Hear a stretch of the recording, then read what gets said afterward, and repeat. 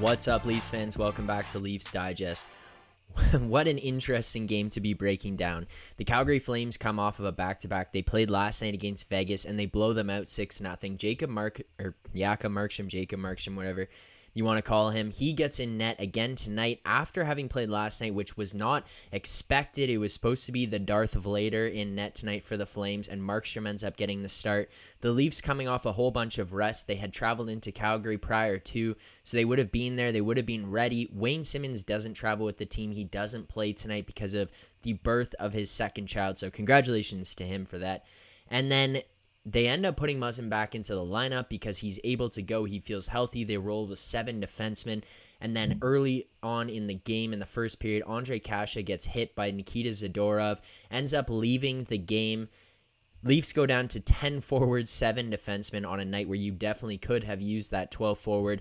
But ultimately, injuries aside, guys getting in and out of the lineup aside, the effort tonight was not there. It was not good enough to be able to beat this Calgary Flames team.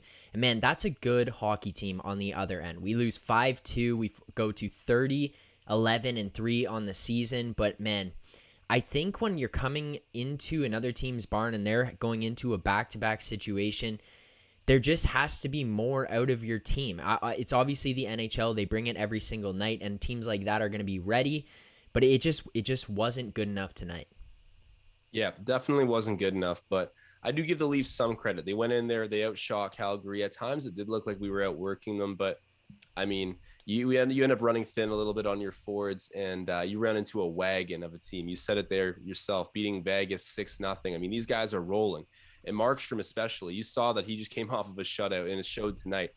No fatigue, really, on his end. I thought that he played a great game and was one of the reasons that the Leafs ended up being stifled. But I do give the Leafs some credit. With that much rest, you should probably put together a more complete effort. But there were glimpses from this team where I was like, we are in this thing. We have a chance to win it. But Markstrom was superb. And on our end, we made some pretty bad mistakes there. Yeah, and it was weird too, right? Like the first period we come out, we look good, and we have a lot of shots on goal. And you even take into consideration in that first period, we had 6 minutes of penalties, and we played a 5-on-3 for a decent chunk of that first period.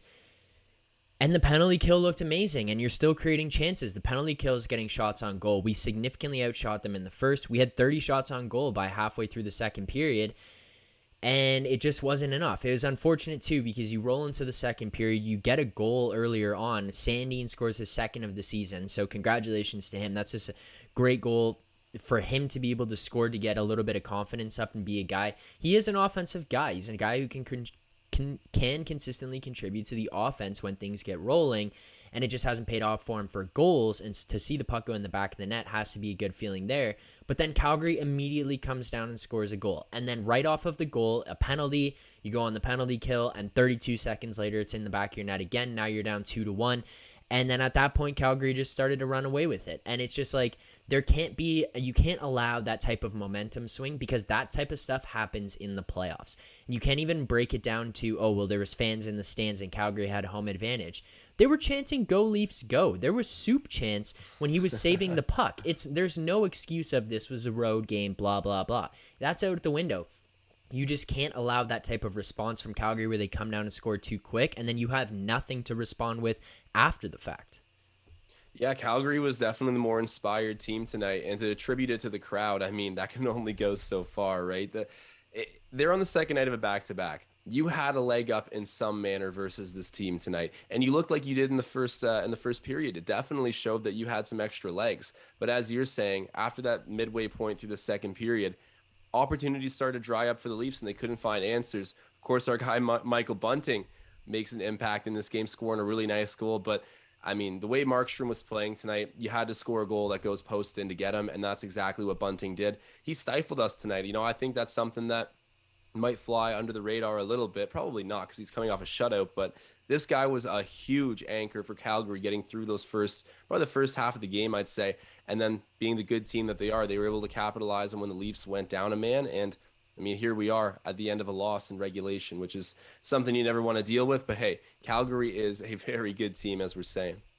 All right, Goody. Well, I think we both alluded to it a little bit there, and we missed it in our live stream the other night. So let's get to our awesome Matthews play of the day.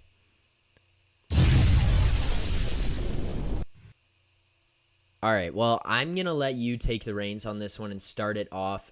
Give me your awesome Matthews play of the day for tonight. I just touched on it. It's got to be Michael Bunting. And you saw the way Austin Matthews was fired up after he scores. Matthews gets the assist there. I just love to see finding Matthews the proper teammates and or proper teammates, proper line mates, because that's been a controversy for a while. And having him come in and fill those Zack Hyman boots, we talk about it all the time, Philly, but he's a skilled player, bro. I don't know how many times Zack Hyman scores goals like that off of the sort of at the face-off dots, ripping it far side post in. Of course, Zack Hyman's capable, but you even brought it up, and I didn't think about it, but man, Michael Bunting's going to have a better offensive year than him, and that's just mind-boggling. But I got to give it to that little snipe by Bunting there. A nice little bright point late in that game, but still a loss that we're living with. But that's my awesome Matthews play of the game. Well, the other thing, too, about Bunting is the guy just brings energy the entire game, all the way through, no matter what the score was. The guy's still starting stuff in front of the net. He's hitting guys, finishing checks, forechecking hard, creating scrums. Yeah, he's a rat, but he just brings it no matter what the score is, and that's what you need. Fans of other teams are going to look at it and say, man, this guy's so annoying. It's 5-1, chill out. But when you're a Leafs fan and you watch that, you realize that's the type of guy who can drag you back into the fight. It doesn't matter what the score of the game is. He's the type of guy who can dig his heels in and put his foot down and say, all right, boys, let's go, and just bring some type of life. And then as you touched on there, he's got that offensive touch. He scored 7 goals in his last 9 games here. He's a guy who's being able to contribute on that first line, which is amazing to see, because when you think of Zack Hyman, he's the guy who would go to the net and put pucks in off his butt or tip them in or bang in rebounds. Michael Bunting can create chances, and although he didn't create that one tonight, he's smart enough, he has high enough hockey IQ to be able to get in the right place at the right time. Matthews comes across the zone, creates some space by cutting across, drops it for Bunting. Bunting's in the right space, filling slots, and then he grabs the puck, and he has the ability, the shot, to be able to rip that one past Markstrom. It's a beautiful play. For my awesome Matthews play of the day, it's gonna be a bit of a cop-out, but I am going with the Sandin goal, strictly from the perspective of him getting some type of mojo going here and heading into the trade deadline, to be able for him to get a little bit of a confidence boost, for this Leafs management to look at him and go, all right, he can score some goals. He's been able to turn it on a little bit here.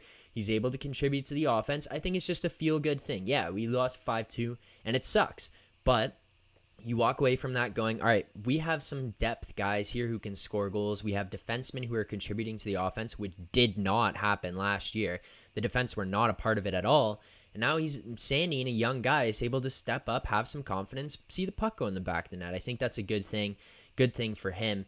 One thing I want to talk about here, Goody, a little bit is the special teams. The penalty kill stays amazing. They go 1 for 5 tonight. They allow 1 goal on 5 power plays tonight. They did an incredible job. They generated a lot of shots on goal when they were killing penalties. They did amazing there. But the power play on the flip side of things, we've seen this power play go really stale at times, and this was one of those nights. And it just goes beyond not scoring goals.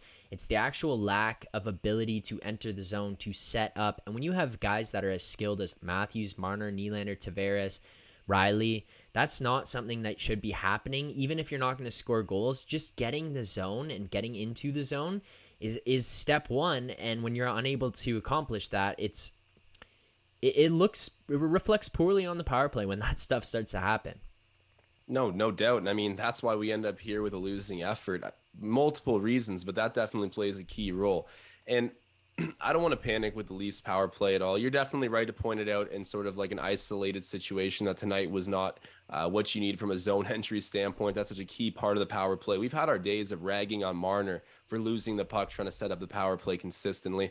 So, we've been there in terms of criticisms of this power play, but at the end of the day, I'm not too worried about it. Sometimes a team, and especially a great team like Calgary, well-coached team, is going to go into a game with a better game plan. They're going to meet you at your strengths with a plan to counteract. And that's what they did tonight. I'm sure if this was a 7-game series, we'd see the Leafs come back and find a way to solve the way that they greeted the power play on their penalty kill. It's a game of chess out there. And tonight, we lost the strategic match, and I think that the right adjustments would be made in the series. I'm definitely not too panicked, but to say it was an issue tonight, you're definitely correct.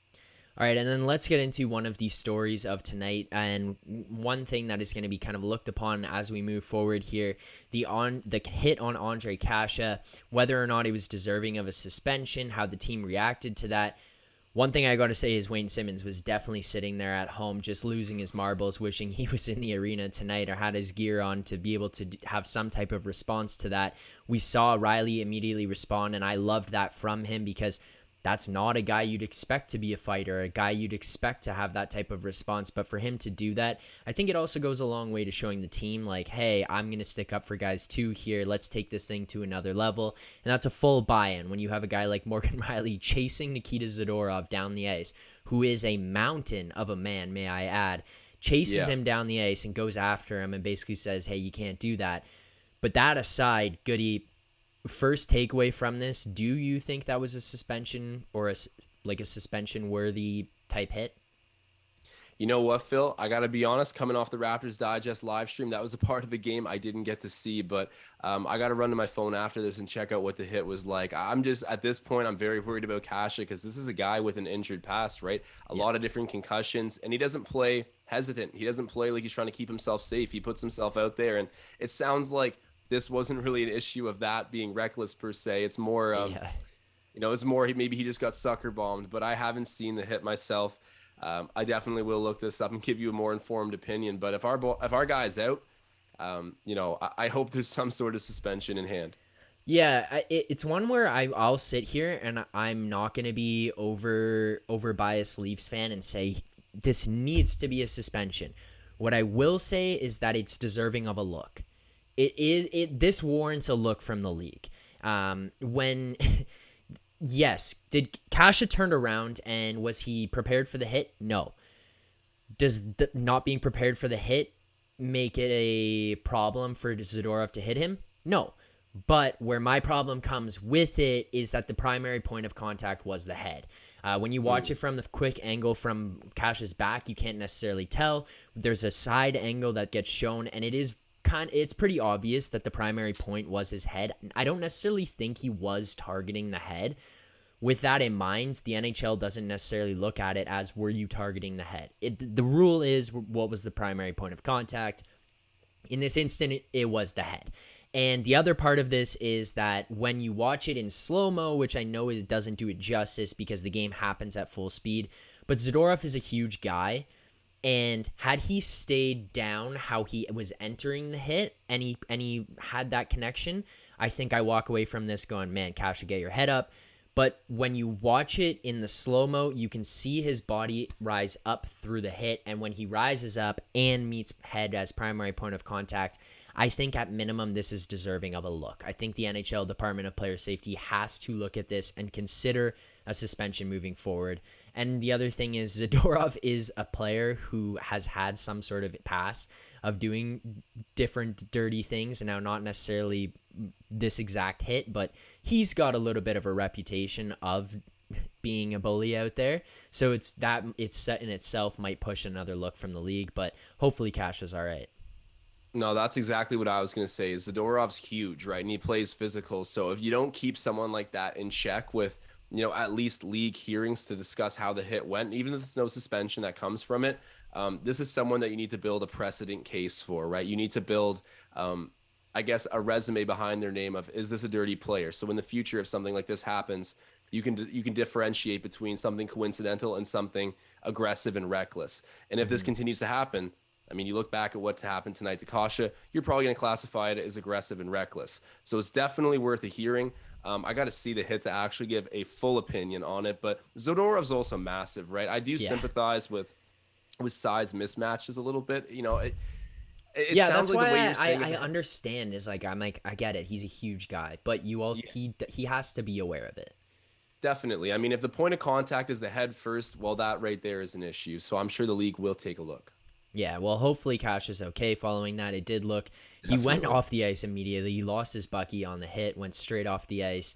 So hopefully he ends up being okay, even if it takes a couple days of rest and missing Saturday's game. But a couple things to note here from tonight's game. Matthews -1, Nylander -2, Muzzin -2, Kerfoot -2, and our favorite player, Justin Hall goes on -3 on the night. He did have a little bit of a tough night. He looked good in the first period. I'll give him the credit for that. He looked pretty good. He was good on the penalty kill. He was blocking shots, getting the puck out. And then from that point on, it started to deteriorate. There was a couple of goals where you just look at him, he was just lost. He lost his man coming back into the zone, lost coverage on different guys. There's different things like that going on. And there's different times where you even just look at him and he kind of had that lost look on his face. And I was like, man, you got to find it here. You got to dig down and find it.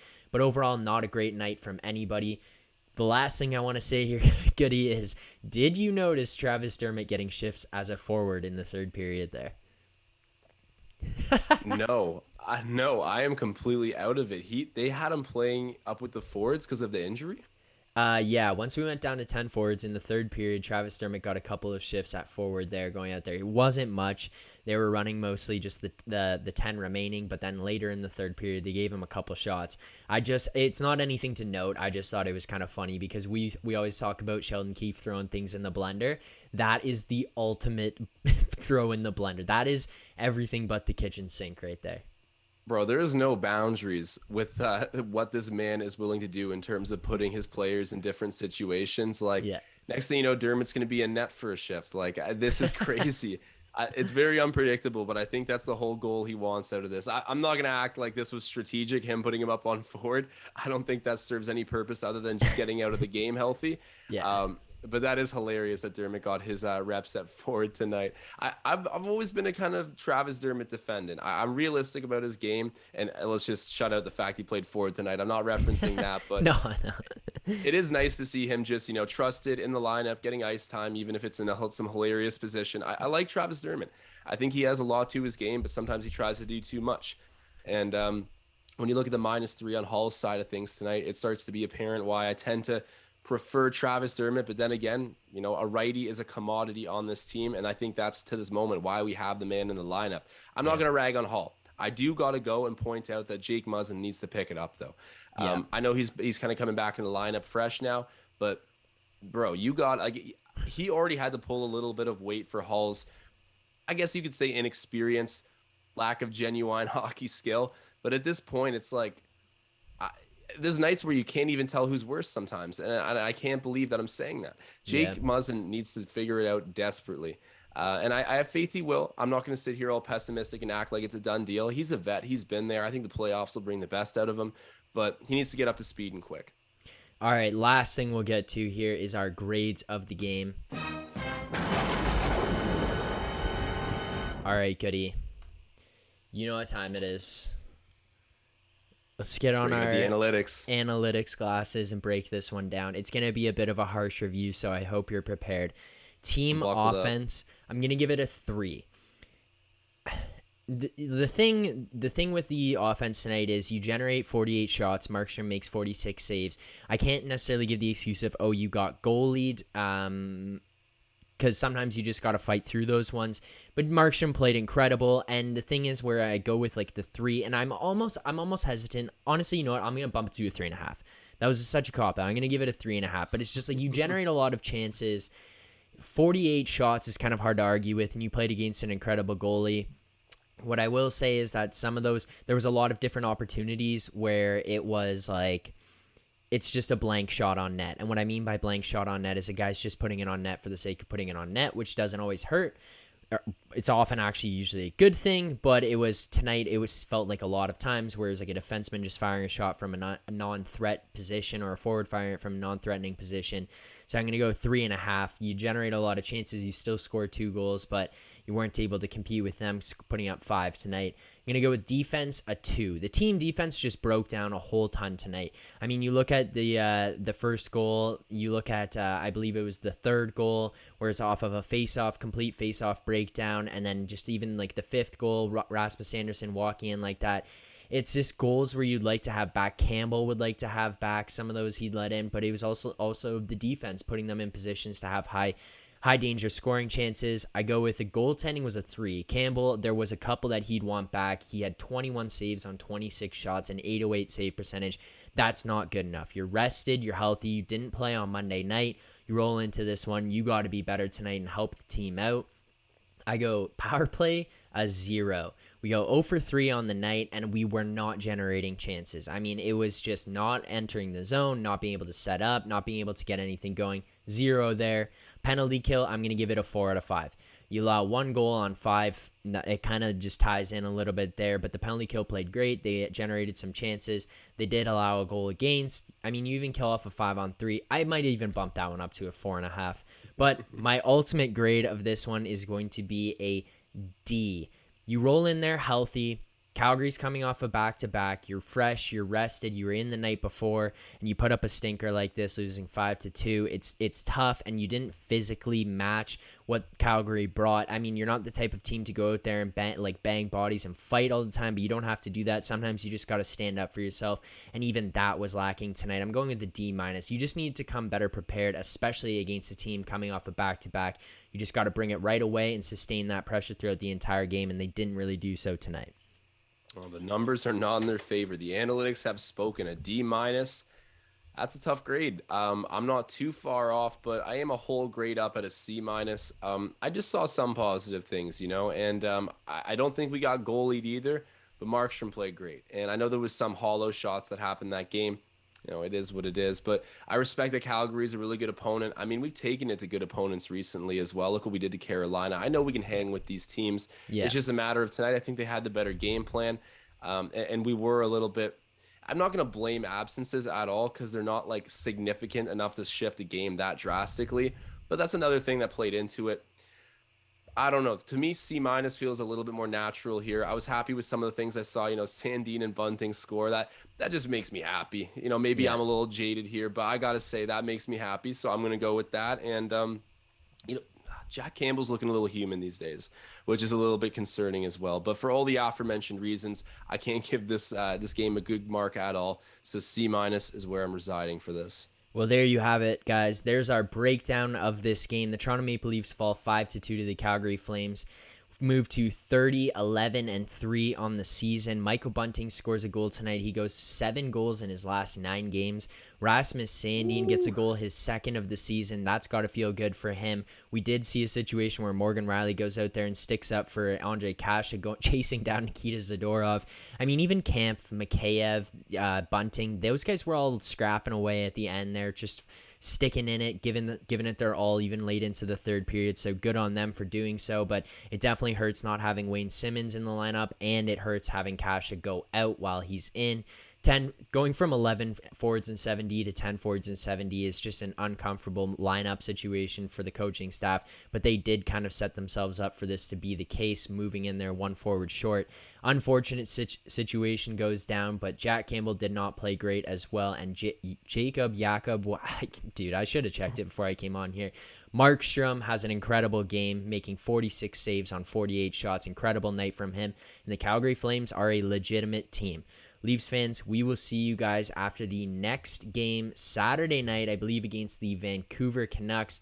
Leafs fans, great game, great reaction, great video. We'll see you guys then. Keep believing. Signing off.